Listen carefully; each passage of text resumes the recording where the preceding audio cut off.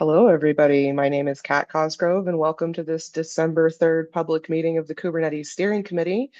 As this is a Kubernetes project meeting, we comply with the Kubernetes Code of Conduct. So that pretty much boils down to be excellent to each other. Do be mindful that this is being recorded and will be posted on YouTube. So if you don't want it posted online forever, don't say it in this call. If you are a community attendee, please go ahead and put your name down in the agenda. Um, let's kick it off. Looks like we have no CNCF updates or votes to talk about. Only item we have to go into is the Kubernetes AI policy discussion that has been ongoing. We clearly do need some kind of policy. Everybody else has one. Um, Yeah.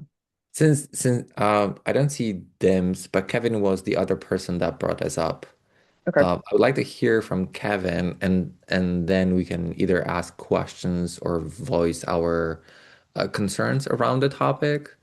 Mhm. I have some thoughts, and probably all the other people will have. So let's start with Kevin, since the proposal that is opened and linked in the references is his. And he was also one of the original authors of a particular discussion. Yeah, I can go ahead.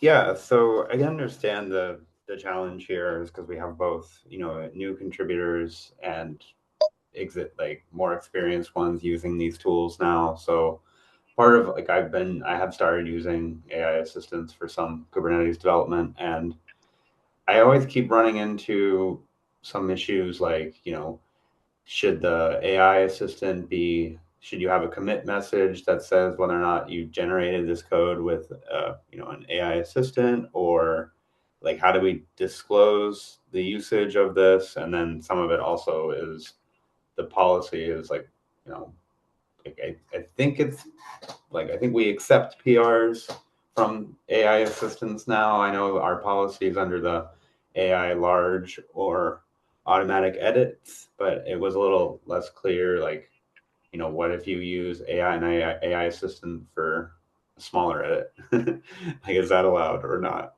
And yeah, so like looking at the one, my favorite one was actually, I think it was from Zulip, where like a part of it, I think was like I wrote up just a proposal that was kind of summarizing what I was at least seeing on, with I opened up an assistant PR for Q where I had it like, if I use the assistant to create the commit message, it automatically adds either co-authored by, and then there were some concerns about the legality of whether or not an AI assistant can be a co-author of a PR or a commit, and then that kind of opened up a can of worms that always seem to distract people from reviewing the PR. So that's why I'm here. Is like it, yeah. And so I kind of took a proposal, at least what I was maybe making it a little bit more clear on an AI policy, which I don't think is set in stone, but some of it is making sure that people that use assistants are like, an assistant acts on behalf of somebody, and that person does need to take ownership of that code and not, say, oh, the AI made me do it or the AI did it. So that was kind of at least the general gist of the proposal, and also maybe trying or recommending that we don't use co-authored by and like a separate commit, so it doesn't actually go to the doesn't show up in the commit messages. That was at least my idea of the proposal.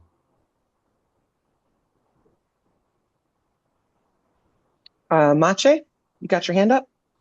Yeah, so out of the three examples that showed up and the ones that I linked, I think the last one from the Data Fusion Apache is probably one that I dislike the most, especially around the part where they mentioned that it was okay to explicitly call out that you don't understand a particular piece of code.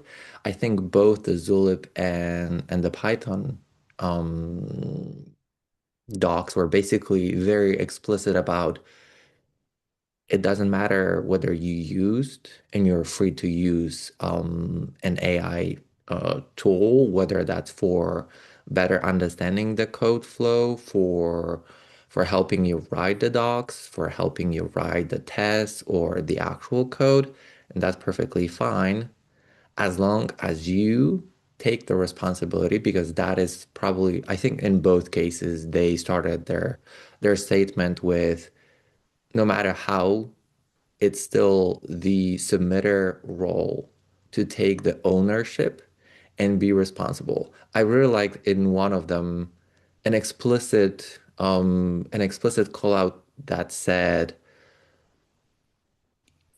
you have to be able to explain a particular piece of code um, to your reviewer. And I believe, um, as one anti-example, there is from the OCaml, and there was one of the discussion was basically around one of the reviewers asked this, and in response got a AI generated response. And this is what AI is about to tell you. I believe I would really like to avoid that kind of situation. It's still the author responsibility to answer. If someone will quote, this is the what AI thinks that the solution is, that is basically no further discussion needed. The PR is just should be automatically closed. I wonder about one thing because we already have this document, although in our case it's hidden under large or automatic edits, and we don't explicitly call out AI there. We use the LLM term over there. And honestly, maybe ours is a little bit more vague in comparison to what Python has and what Zulip has. But then again, I wonder how much detailed we actually want to be with that. Um, Maybe it's just about rephrasing and changing the LLM to AI, and that should be sufficient because I'm guessing that's what people are looking for when they are looking for guidance.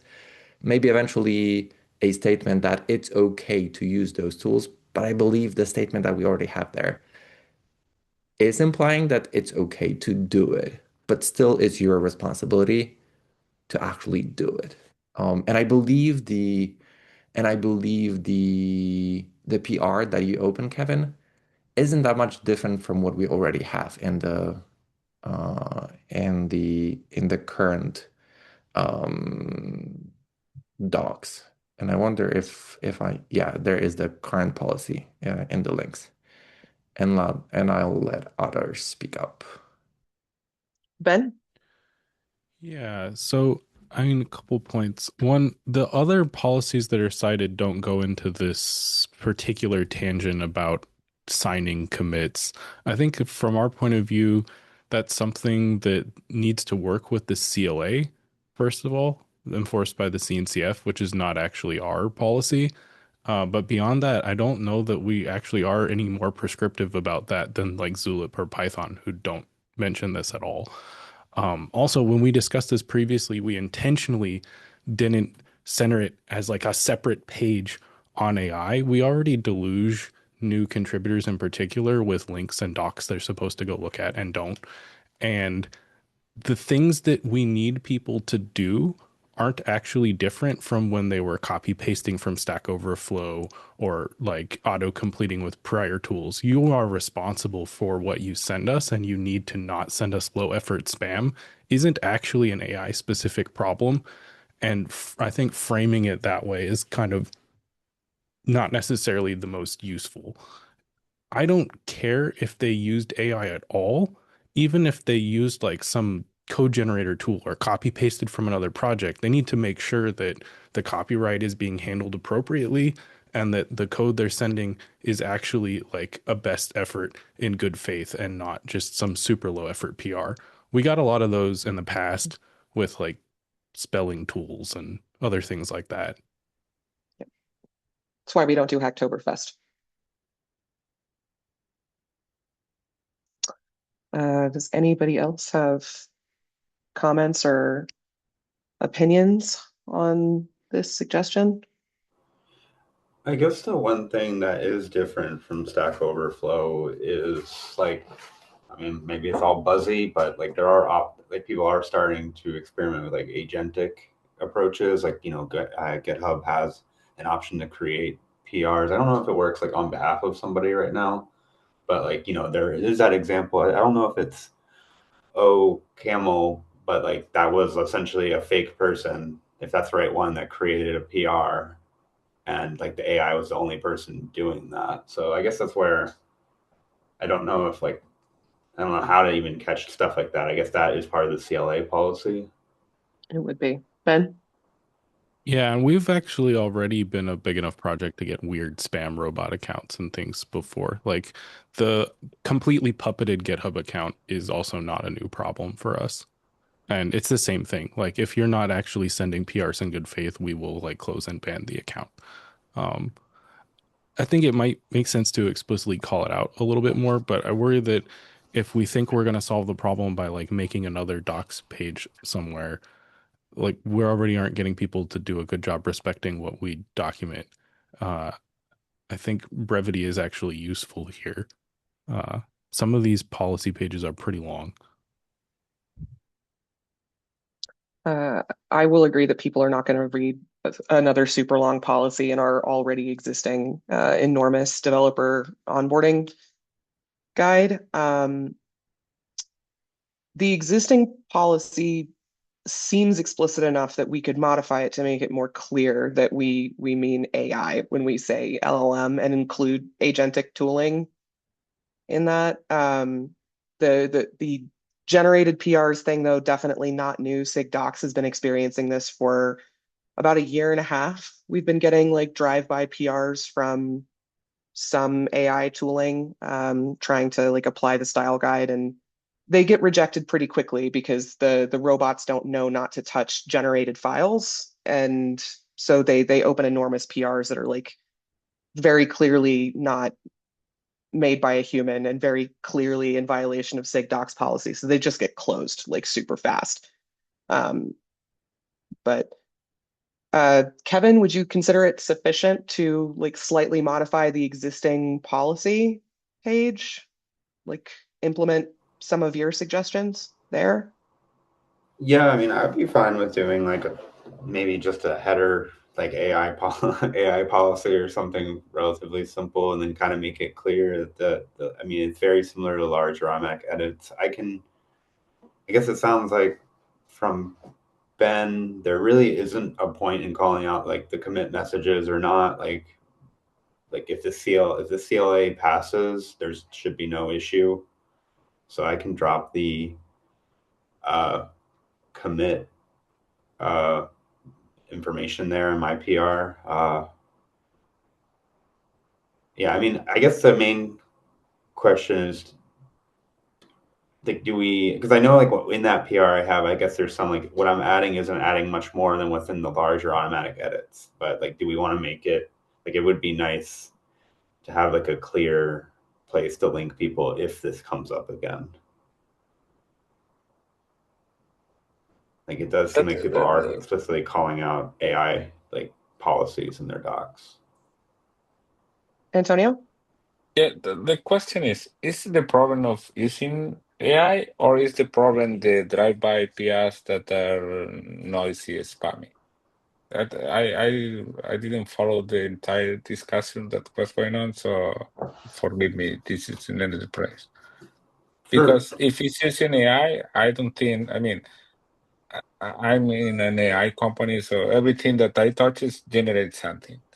So that I touch that part and it completes the work. So that is AI generated. So that's why I want to understand what is the problem we want to solve, because at some point the technology will not allow us to distinguish into what was AI generated or not. If you use BI or other thing, only text based, yes. But if you use Anite, Mache? I believe to answer Antonio's question, the drive-bys are basically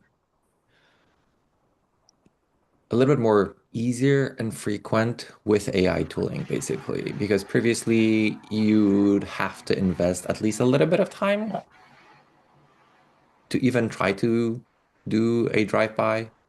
Or maybe if it was a spelling, then we still have pretty much the same policy in place because that also covers, oh, if you're only fixing one letter, then we will close. And I've closed personally multiple PRs just linking there because as long as it's I don't know, spelling and a function name, I've seen those. That's a minor thing. I'm a little bit more okay with user-facing um, statements but basically, I think like both of the topics are somewhat intertwined, um, but they will be in parallel to some degree. Only that AI makes it to some degree more problematic. The drive-by, they were, they are, and they will continue to be. So Kevin? Yeah, in my case, why I'm here is just like I'm maybe more concerned on just like I'm using the tools, and sometimes like it comes up as like, should I accept this PR generally? Like if I should I disclose that I used AI, or like I would prefer to be as transparent in the development process as possible. But if it comes up every time I open up a PR and I say, generated with Claude or whatever, and someone's like, "Oh, I like don't think," like I don't know if it gets kind of weird sometimes. Like if some you can see in some communities, they are explicitly saying we will not accept AI PRs at all, and I think that's kind of silly in my opinion at this stage now. But so that's why like it. I haven't gotten that from Kubernetes, but I've had even just some simple ones. Like I used an assistant to fix a panic and an end-to-end test, and I published that one just by uh, just trying to experiment with how they work in an existing code base, and like that came up with like whether or not we accept these PRs, or like is this okay or not, and that's why I wanted to try and have something in place so it's like we can kind of nip that and focus more on important things like the code. Ben? Yeah, so I think there's two things, right? There's the I'm trying to use these in good faith, and there's the like drive-by spammy ones. For the spammy ones, I think we're just concerned about like low effort, and we already have some content for that as a maintainer you can point to and say, I'm just going to close this low effort PR. Stop wasting my time. It would be more effective to just prompt it directly instead of posting a comment and having you paste it into the tool. Then there's the like Kevin is using these and how do you use them effectively? Personally, I don't think we should be encouraging the signing with commits. I think the signing commits reads like you're deflecting to, oh, the AI did it. It's not my fault. Even if I don't believe that like Kevin thinks that, just like in general, it looks more like that. I don't know that the project needs to have a hard policy on it yet, and I haven't seen any other project have it unless they're the kind of project that just says we're not accepting any AI generated code ever. As a secondary thing, uh, we are not lawyers, but I think that it may not be helpful for the project to be marking this was generated with this particular tool in case someone comes after that tool later.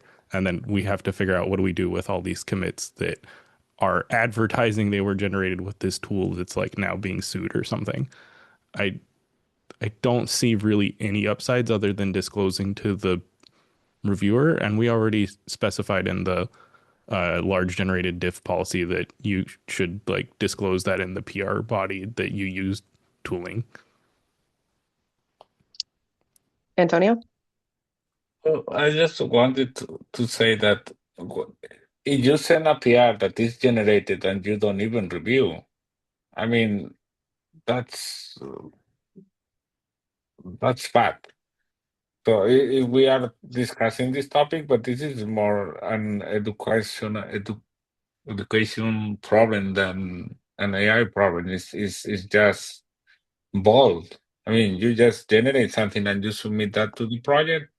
I if I'm the reviewer, I want to. I don't care if you you generate it or not. I get it. Look, you are telling me that you're sending a patch and it's doing this, and I need to trust you, and you don't even trust what you generated. So that's I think that's a different and philosophical problem, right? Is you are sending me something that you generated just for me to review. It's kind of okay. I can do that myself. That's a different problem. I think that is also unfair for the maintainer. And you should warn the maintainer saying, look, I didn't even look at this. I just generated. Can you check it? And then, of course, you're going to get a lot of of answers of all kind.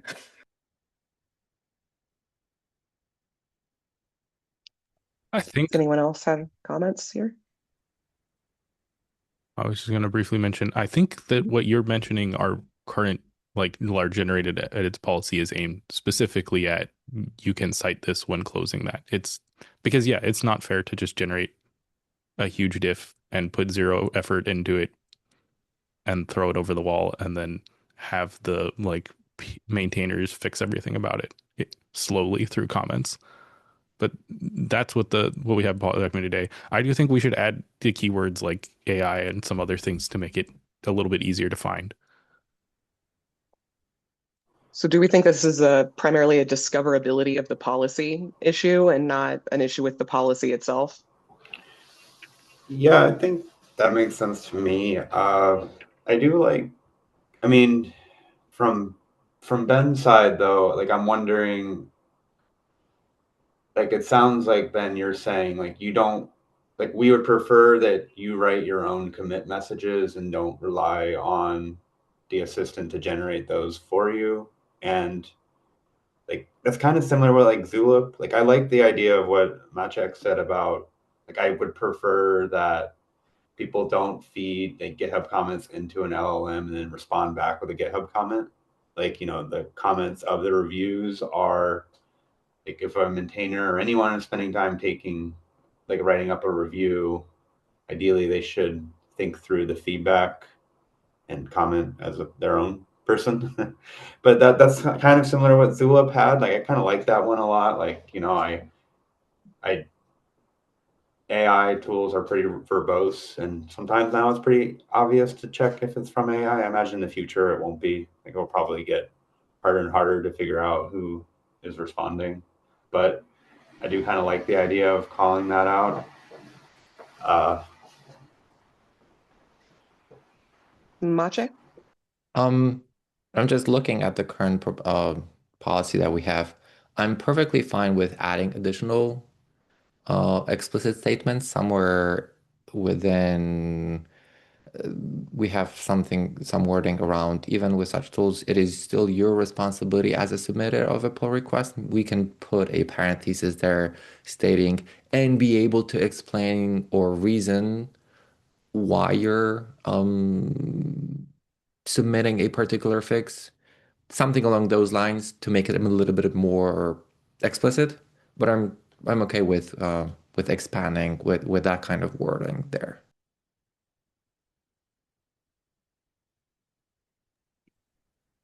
Ben? I think, yeah. So I want to separate that is what I think my preference is. I don't know if the project needs to be super prescriptive about things like how you include the detail in your commit message. We've been very forceful about certain commit message things in the past because they triggered problematic GitHub behavior. Like if you mention a username, then they're going to get spammed by pushes to every fork. So we do have a few things where we actually say your commit message can't do X and we enforce it with tooling. I don't know that we really need to do that, but I do think that we should prefer things that go in the direction of you're taking responsibility. And we should make the docs clear that that's expected if it isn't already. I agree that should be made clear. But like if it becomes super common that the tool auto generates a commit that includes like a reference to it in there, I don't know that it's worth fighting uphill on that. I don't think it's preferred though. Rita? Uh, yes, sorry, I've just been kind of chatting on the in the chat, right? So I am kind of curious, like, would will folks be open to having some sort of GitHub agent that helps us with providing the guardrail?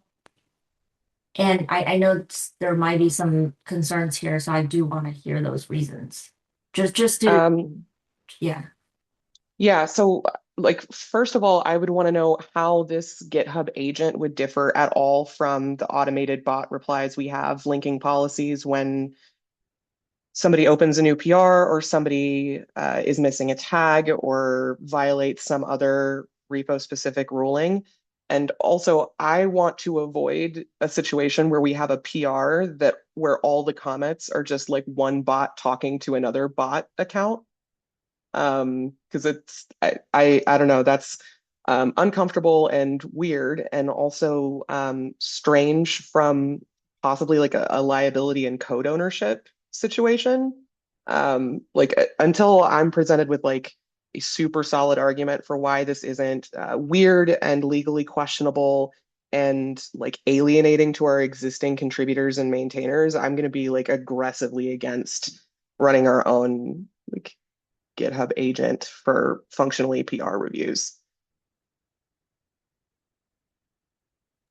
Yeah, I hear you. Yeah, let me definitely talk to some folks and see what kind of what the tech allows us to do to make sure those concerns are addressed. But in general, I was just kind of trying to see if there's things we could use to help us.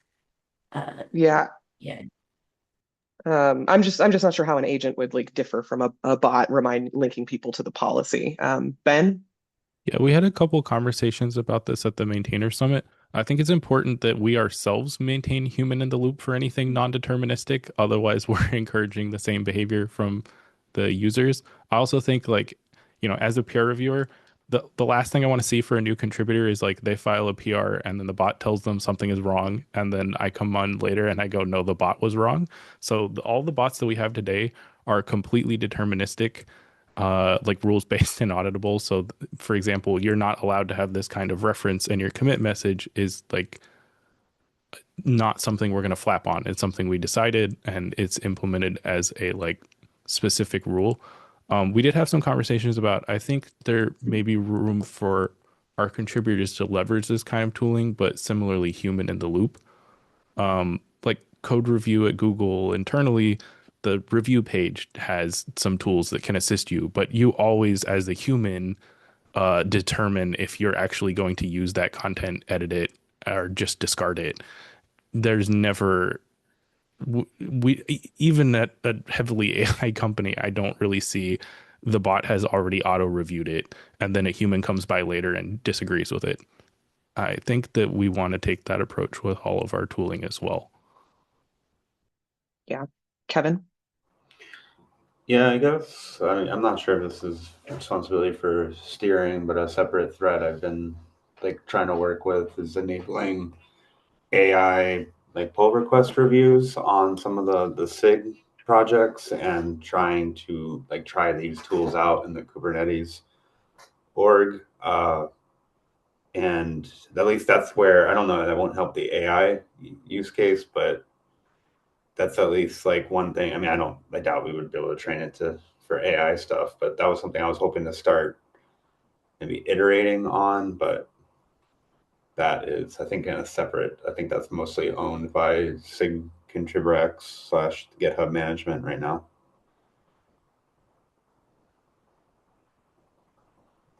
And my hope is to work with the maintainers of sub projects that are interested in trying this one out. And kind of see how it behaves with existing code bases.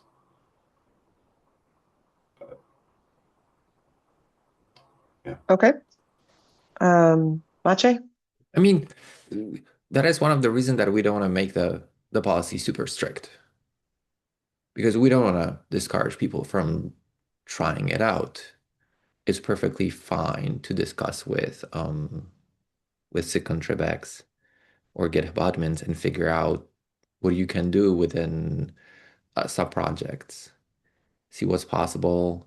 But I believe that, and maybe that's something that we also have to put together there in the policy, that we do require a human in the loop.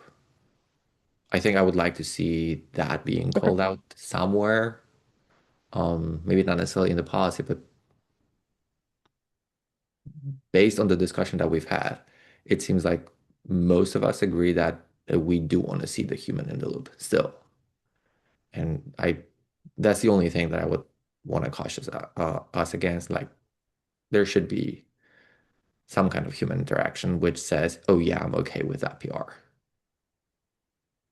Closing is a different thing, and I think we already have that one covered.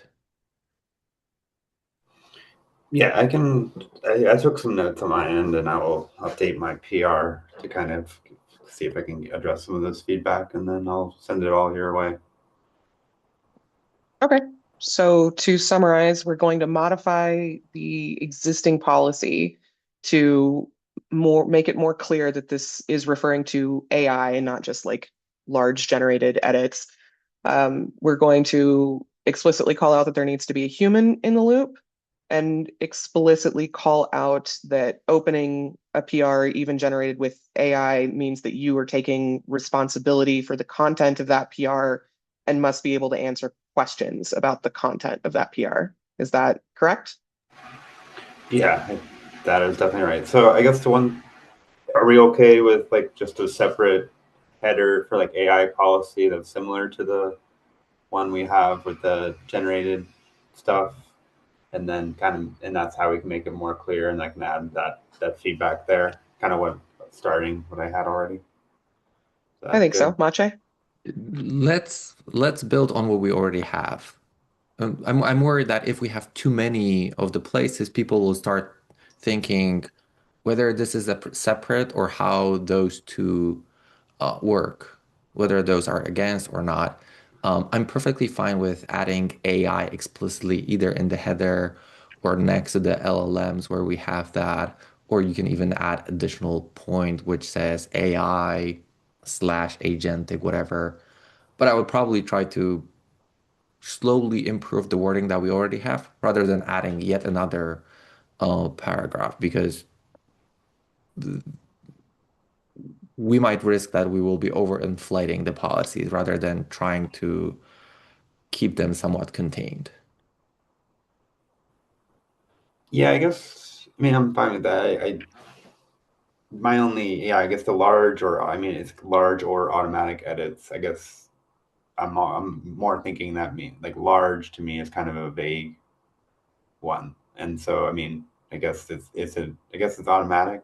The agent wrote it, so I mean that's fine. I can update that policy, add some more information. It just kind of reads more to like linters and more like automatic applying of changes and less so on the agent side, but I can see about updating that existing one. I think take a crack at it, and if it still reads funny, we can decide that we do in fact need a separate paragraph with header instead of rephrasing the existing content. Like as long as it's still on the same page and not like an entirely separate doc, I think it's okay. Even if it is another paragraph header.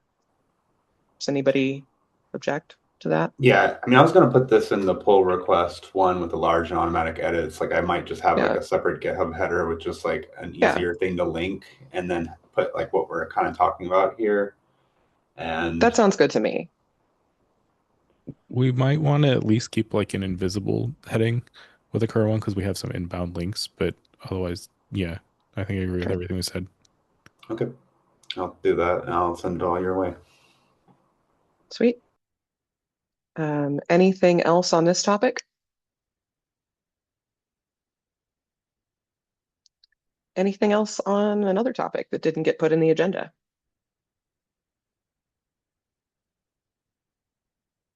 Okay, I think we're calling it then. Who wants to be the bosun next time? or I'll pick somebody. Looks like that's the 17th.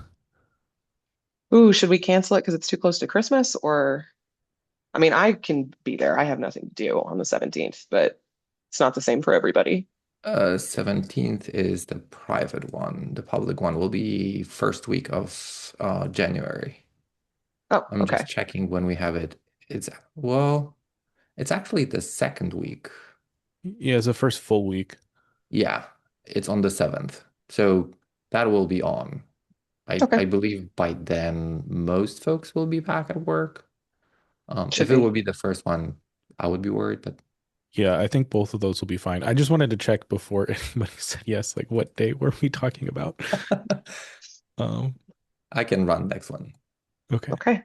Next bosun is Mache. All right. Anything else we need to discuss on the recording before we shut this down? Okay. I'm stopping the recording. We'll see you all on YouTube.